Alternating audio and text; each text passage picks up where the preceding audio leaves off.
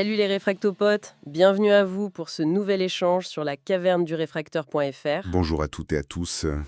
Oui, c'est un plaisir d'être là. Aujourd'hui, on attaque un sujet fondamental dans la préparation. Ah oui, Oui, un truc qu'on oublie parfois un peu derrière, tout le matos, les réserves, je vois. c'est notre propre corps. Exactement. On va creuser ça et on s'appuie sur un super article de Crimo Toretto. Ah, Crimo, oui.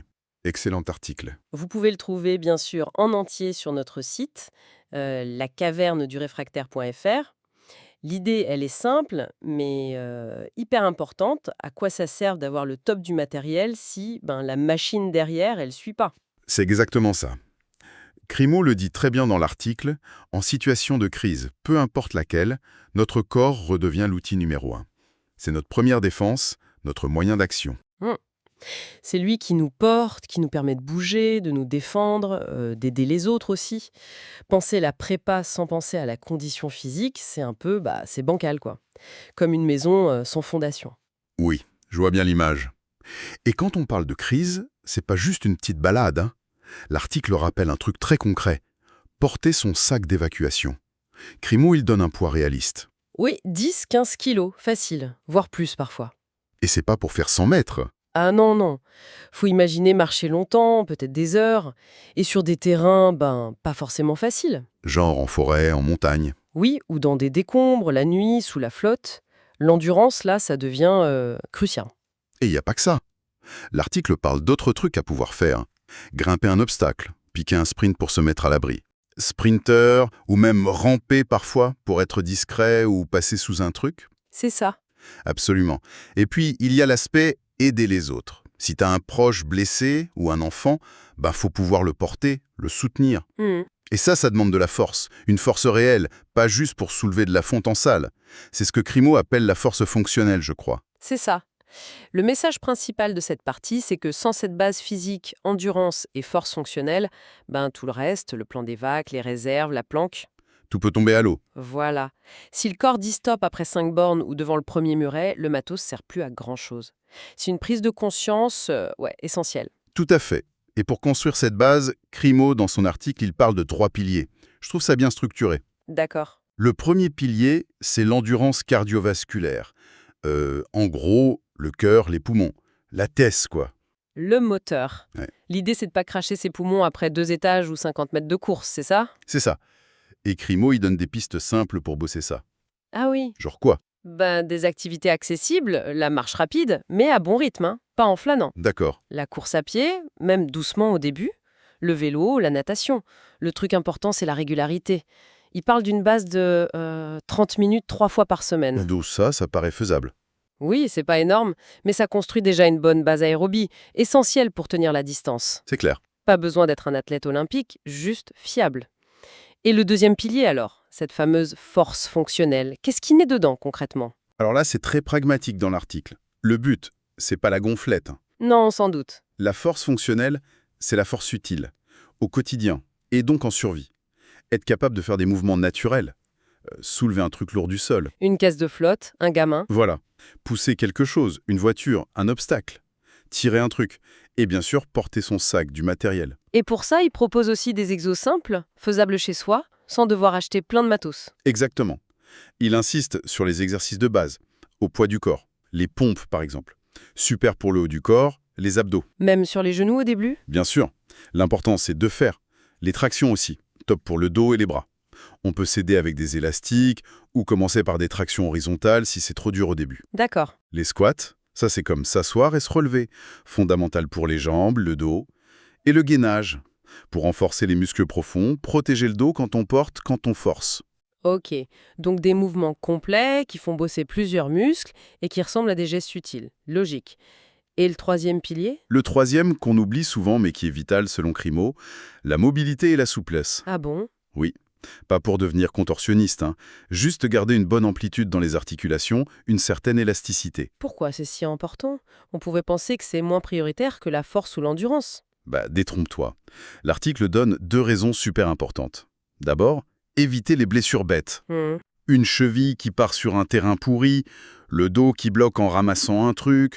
En temps normal, c'est chiant, mais en situation dégradée, sans accès facile aux soins, Ah oui. Une blessure même simple, ça peut devenir un vrai drame. Ça peut tout bloquer. Vu comme ça, c'est vrai qu'une entorse, ou si tu dois marcher, t'es mal. Exactement. Et la deuxième raison, c'est la réactivité, l'aisance. Pouvoir bouger sans être raide, s'accroupir facile, se faufiler, changer de direction vite fait. Mhm. Tout ça, ça dépend aussi de la mobilité des articulations, de la souplesse. Crimo suggère des étirements simples. Faire tourner les poignets, les chevilles, les épaules. Un peu de yoga, pourquoi pas. Faut que la machine reste huilée, quoi. D'accord. Endurance, force fonctionnelle, mobilité. Le trio gagnant. Et ce qui est bien, c'est que Crimo, il reste pas dans la théorie. Il donne même un exemple de programme, c'est ça. Oui, et c'est là qu'on voit le côté très pratique de l'article. C'est pour tous les réfractopotes, peu importe le niveau. Il donne un exemple de semaine type, toute simple. Vas-y, raconte. Genre, lundi, 30 minutes de marche rapide et quelques séries de squats. Mercredi, un peu de footing ou de vélo. Des pompes, du gainage. Vendredi, une autre activité cardio, natation ou autre. Et des tractions. D'accord. Et le dimanche, une séance plus cool, axée étirement, mobilité. C'est une bonne base de départ, ça. L'idée, c'est pas forcément de le suivre pile poil, mais de s'inspirer pour créer sa routine, c'est ça? C'est exactement ça. Le message clé, c'est régularité et progressivité. Commencer petit, mais commencer. Et augmenter doucement, semaine après semaine. Le but, c'est pas d'être une bête de concours, c'est d'être fonctionnellement prêt, avoir une résilience physique. Et d'ailleurs, ce genre de conseils pratiques, des programmes, des fiches sur les exos, on essaye d'en proposer sur la caverneduréfractaire.fr. L'article de Crimo, c'est un super exemple. Faut pas hésiter à les fouiller sur le site, il y a plein d'infos partagées par la communauté. Tout à fait. Mais l'article de Crimo, il s'arrête pas à l'exercice. Il parle aussi d'un autre truc essentiel pour la condition physique, l'alimentation et l'hydratation. Le carburant, quoi. Logique. T'as beau avoir un bon moteur, s'il n'y a pas d'essence ou si elle est mauvaise, qu'est-ce qu'il recommande, Crimo? Rien de fou, mais des bases saines. Une alimentation équilibrée au quotidien. Assez de protéines pour les muscles. Viande, poisson, œufs, légumineuses. Mhm. Des légumes, des fruits pour les vitamines, les fibres. Des glucides complexes, céréales complètes, riz pour l'énergie qui dure. En gros, manger vrai, éviter le trop transformé. Et bien sûr, boire assez d'eau régulièrement. Simple et efficace. Mais il y a un truc que je trouve super pertinent que Crimo souligne sur l'alimentation de survie, celle qu'on stocke. Avis, le test avant. Ça, c'est crucial. Il dit bien qu'il faut tester avant la crise les trucs qu'on a stockés. Les conserves, les lyophilisés. Voilà. Faut savoir si on aime ou au moins si on supporte, si on digère bien. Découvrir en pleine urgence que ta ration de survie te file la courante, c'est pas top. C'est clair. Mieux vaut savoir avant que le super plat poulet coco passe pas. Et pour l'eau, au-delà de boire, il y a la question de la qualité de l'eau si tout est perturbé. Exactement. L'eau du robinet, elle sera peut-être plus potable. Et là, la prépa matérielle complète la prépa physique. Avoir des réserves d'eau, c'est la base. Mais aussi, comme le sous-entend Crimo, avoir de quoi purifier l'eau. Oui, C'est pour ça que sur le site, parfois on présente des solutions comme les gourdes filtrantes, celle de notre partenaire Oco par exemple. C'est typiquement le genre d'outil qui aide à la résilience globale, pouvoir boire une eau douteuse sans tomber malade, en évac ou même chez soi. c'est une bonne illustration de comment tout se tient, le physique et le matos.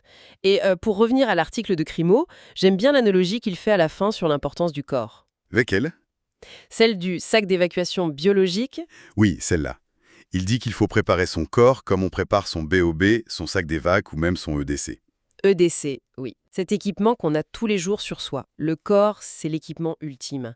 On ne peut pas l'oublier, le perdre, se le faire piquer. C'est une image forte, ouais. Et il pousse le truc avec une sorte de checklist, hein. Endurance. Check. Ça veut dire pouvoir aller loin, évacuer. Force fonctionnelle. Check. Porter son matos, aider, franchir. Mobilité, souplesse. Check. Éviter la blessure qui immobilise. Voir son corps comme ça, comme cet équipement essentiel à entretenir, à renforcer, ça change tout. Ça remet vraiment la condition physique au centre du jeu. C'est plus juste pour se sentir bien ou pour l'esthétique. C'est opérationnel. Et Crimo va même plus loin. Il dit que les bénéfices, c'est pas que physique. Un corps entraîné, fiable, ça donne aussi plus confiance en soi. Savoir que tu peux marcher longtemps, soulever un truc, réagir vite, ça change ton état d'esprit face au danger. C'est vrai, on se sent moins démuni, plus capable. L'entraînement physique, ça forge aussi le mental, la discipline, la résistance à l'effort, à l'inconfort. Exactement. Cette confiance, cette meilleure gestion du stress, cette clarté d'esprit qui viennent aussi d'une bonne forme, ce sont des atouts psychologiques énormes en situation de crise. Ça aide à analyser calmement, à prendre les bonnes décisions, à agir, au lieu d'être paralysé par la peur ou l'impuissance. Le physique soutient le mental, et le mental soutient le physique. C'est une boucle positive. Donc si on devait résumer le message de Crimo et notre discussion, ce serait quoi? Je dirais, considérez votre corps comme votre équipement le plus précieux. Investissez dans sa préparation aussi sérieusement que dans votre matos ou vos stocks. C'est pas une option, c'est une nécessité. Et le conseil pratique, c'est commencer maintenant. Peu importe d'où vous partez, comme dit Crimo, commencez simple. Marcher, quelques exos de base. Le plus important, c'est la régularité, la volonté de progresser, même un tout petit peu chaque semaine. C'est un investissement pour votre capacité à faire face, pour vous, pour vos proches. Absolument. Et pour ceux qui veulent creuser, retrouver le programme, tous les conseils de Crimo Toretto, l'article complet est sur lacavernedure-réfractaire.fr. Allez le lire, partagez-le, commentez sur le blog en dessous de l'article. La communauté, elle est là pour ça, échanger les astuces, les galères, se motiver. Oui, et abonnez-vous à la newsletter pour rien rater. Exactement. D'ailleurs, Crimo tease à la fin de son article le sujet du prochain DU, un autre pilier essentiel, la gestion mentale et psychologique en crise. Gérer la peur, le stress, rester calme. Encore un sujet passionnant, crucial qu'on abordera sûrement ici. Ah oui, très important ça aussi. Et bien sûr, si ce qu'on fait sur la caverne du réfractaire vous plaît, si nos échanges vous aident, pensez à soutenir la plateforme. Chaque partage, chaque petit don, même 1 €, ça nous aide vraiment à garder le site en vie, à proposer du contenu de qualité, à développer des outils pour la communauté. C'est aussi ça, être réfractopote. Participer à l'effort collectif. Tout à fait. Vous trouverez d'ailleurs sur le site des infos sur des outils utiles comme ProtonVPN pour sécuriser vos communications ou les produits de Santarome pour le bien-être naturel. Des partenaires qui s'inscrivent dans cette démarche. Tout à fait. Chaque geste compte. Et avant de finir, peut-être une petite question pour laisser nos auditeurs réfléchir. Bonne idée. Au-delà de la survie immédiate, qui est centrale, je me demande, comment une meilleure condition physique, cette capacité d'action, cette résilience dont parle Crimo, ça pourrait nous aider non seulement à passer la crise, mais aussi à participer à la reconstruction, à l'entraide après. Qu'est-ce que ça change dans notre capacité à être utile, à être un acteur positif dans un monde peut-être plus dur? C'est une excellente question pour la fin. Merci infiniment à vous, chers réfractopotes, pour votre écoute et votre fidélité. Votre soutien, c'est vraiment ce qui nous motive. Oui, un grand merci à toutes et à tous. Prenez soin de vous, entraînez-vous intelligemment, restez curieux et surtout restez réfractaires. À très bientôt sur lacavernedurefractaire.fr.